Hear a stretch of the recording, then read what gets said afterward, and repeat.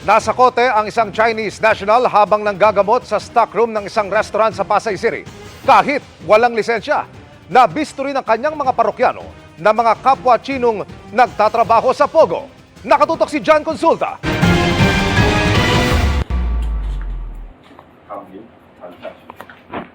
Sa surveillance video ng NBI-NCR, kita ang isang Chinese national na nanggagamot sa nakahigang pasyente.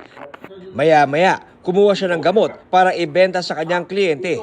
Pero ang lugar ng panggagamot, ginagawa hindi sa isang clinic, kundi sa stockroom sa likod ng isang Chinese restaurant sa Pasay City.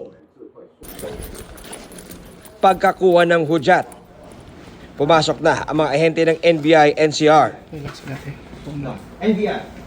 Nakumpiska ang iba't ibang gamot na may Chinese character habang naaresto ang dayuhang suspect na walang lisensyang manggamot sa ating bansa.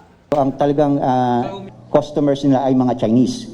Chinese na nasa Pogo, normally yung mga walang documents, undocumented aliens. Sa Telegram apps po nila, pinapakita po doon na Chinese character.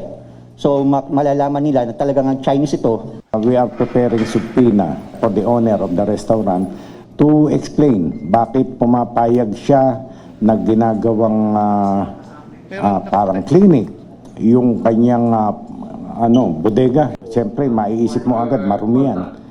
Tapos doon naggagawa ng medical procedures. Nang aming kunan ng pahayag ang naaresto ang doktor.